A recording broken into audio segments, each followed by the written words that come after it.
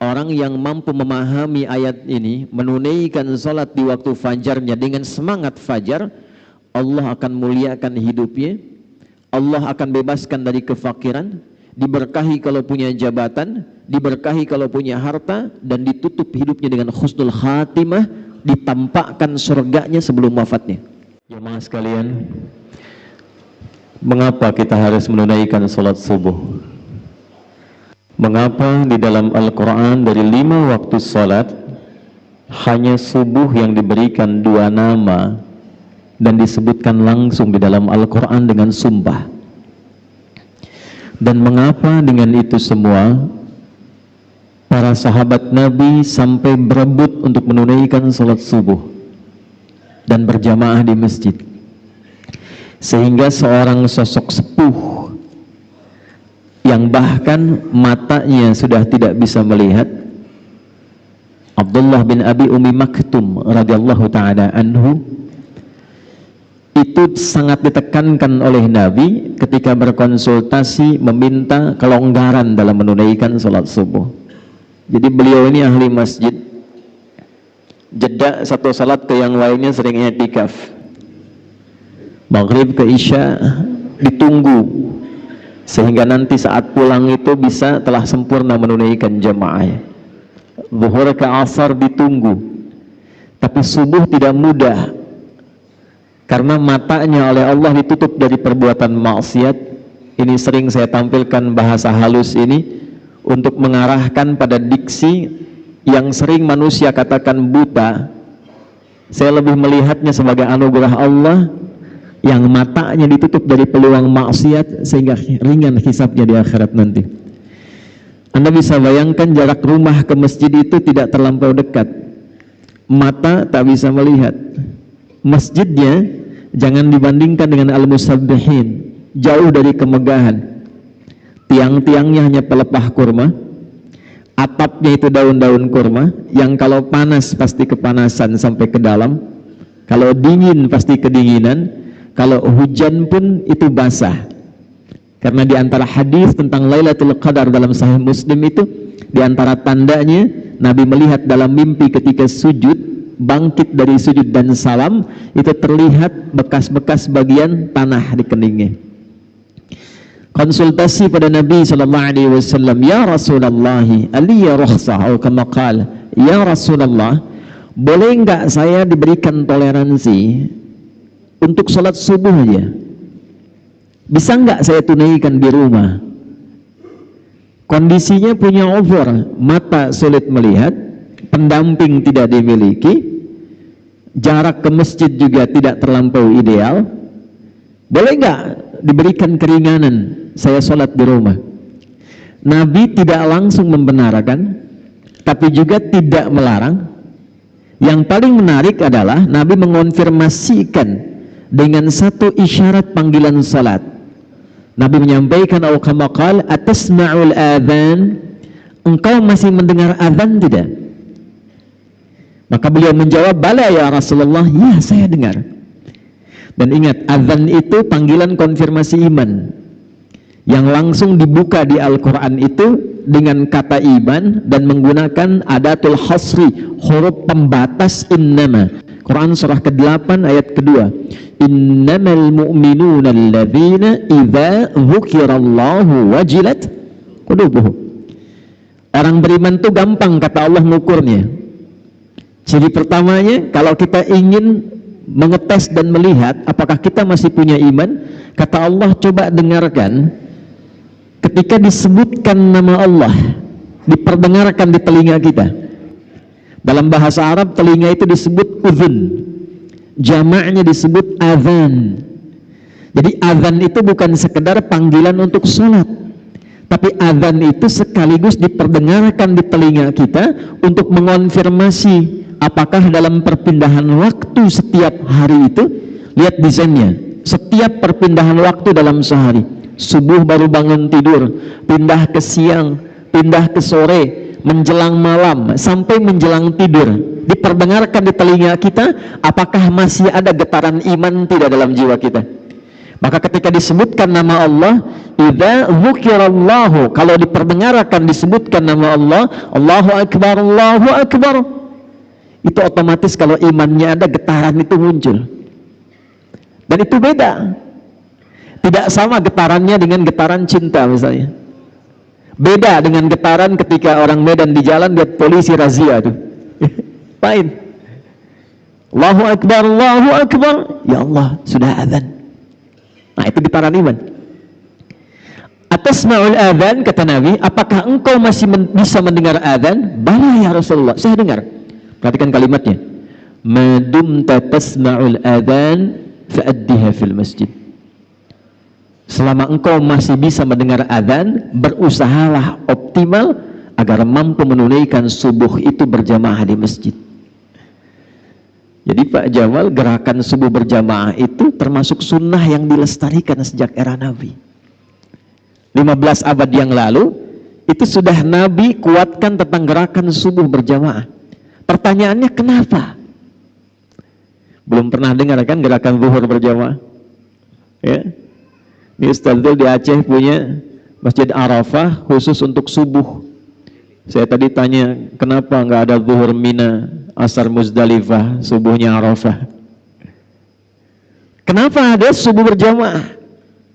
Dan menariknya Abdullah bin Abi Umi Maktum, kalau sekarang misal kita ambil dalam waktu Medan jam 5 misalnya saja ya, 5:02 itu azan, itu beliau kemudian datang lebih awal 1 jam sebelumnya, rabak jalan, masuk masjid. Biasa yang kita dengar yang azan itu siapa di zaman Nabi? Bilal bin Rabah. Sejak peristiwa motivasi Nabi itu, peristiwa tentang gerakan subuh, khusus azan subuh itu Abdullah bin Abi Umi Maktum. Sampai 2 kali azannya, ya, azan untuk motivasi supaya siap-siap ke masjid, itu Nabi meminta Abdullah bin Abi Umi Maktum sebelum tiba waktu subuh azan. Itulah sejarahnya kenapa azan subuh 2 kali dari Madinah sampai dengan ke Mekah sekarang. Saking pentingnya subuh, cuman subuh yang azan 2 kali plus Jumat kan diantaranya.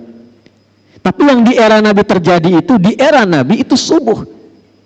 Dari sejak itulah kemudian Abdullah bin Abi Umi Maktum azan sebelum subuh, sekitar 30 menit sebelum subuh. Setelah itu baru kemudian datang jamaah persiapan, barulah Bilal bin Rabah azan tepat di waktu subuh masuk. Pertanyaannya, mengapa subuh? Ada apa dalam subuh? Dan bagaimana seorang yang menunaikan salat subuh dipandang berhasil salatnya oleh Al-Quran dan hadis-hadis Nabi Muhammad SAW. Ini yang akan kita bahas di pertemuan subuh ini, dan mudah-mudahan Allah mudahkan kajian kita insyaAllah. Jadi yang tadi mukaddimah ya, sekarang kita masuk isinya. Bismillahirrahmanirrahim.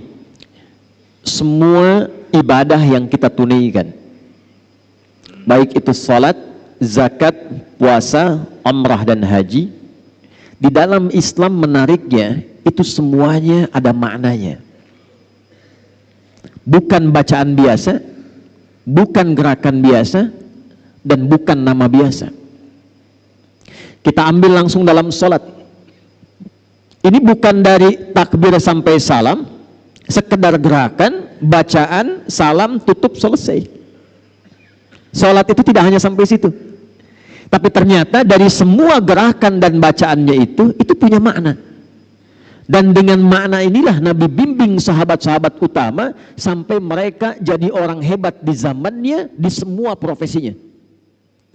Anda bisa bayangkan, dari salat saja yang modal pakaian berbisnis itu bisa jadi orang paling kaya di zamannya.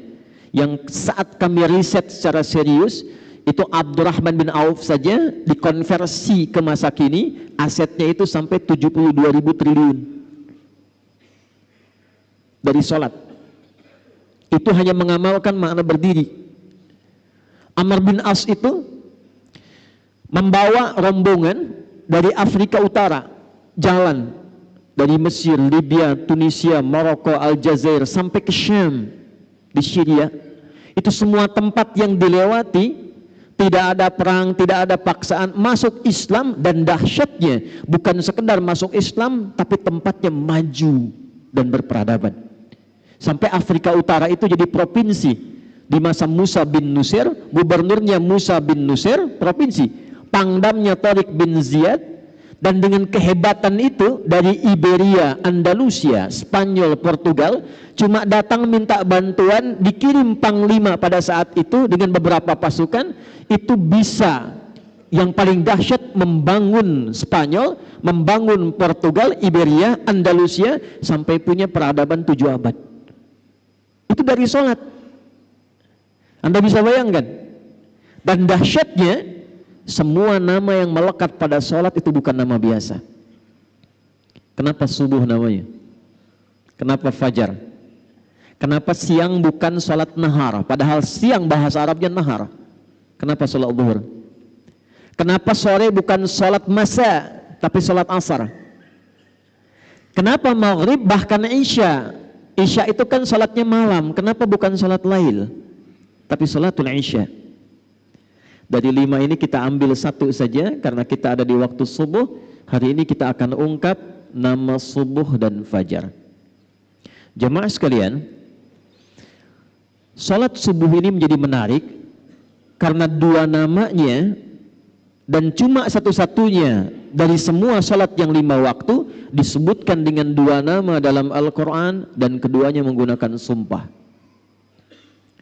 1 fajar, yang imam tadi kita bacakan, wal fajr walayalin ashr. Perhatikan baik-baik, nanti ada rahasia dalam surah ini. 2 di Quran surah ke-81 At-Takwir di ayat ke-18, was-subhi idza tanaffas. Orang yang mampu memahami ayat ini, Allah akan jadikan semua aktivitasnya tertata, terukur, ringan dan sukses saat dilakukan. Ini yang menyebabkan Nabi langsung komen tentang subuh. Dan ingat, kalau Nabi sudah komen, umatnya tinggal like and subscribe. Jangan komen lagi. Ya. Allahumma barik li ummati fi bukuriha. Ya Allah, jika ada umatku memiliki gerakan subuh, senang ke masjid, senang menunaikan jamaah fajar, mohon sempurnakan berkahnya untuk umatku itu. Itu langsung doa Nabi itu. Baik. Sehingga Nabi sebelum masuk waktu subuh, waktu fajar, diabadikan nanti dalam satu hadis yang diriwayatkan oleh sahabat junior, keluarga dekat beliau, ringkar A1 Ahlul Bait, Ibnu Abbas radhiyallahu taala anhuma. Didokumentasikan riwayat ini oleh Sunan Abu Daud dalam kitabnya Sunan Abu Daud nomor hadis 1367. Saking pentingnya subuh, Nabi persiapan dengan sempurna, merencanakan semua agenda saat bangun dari tidurnya.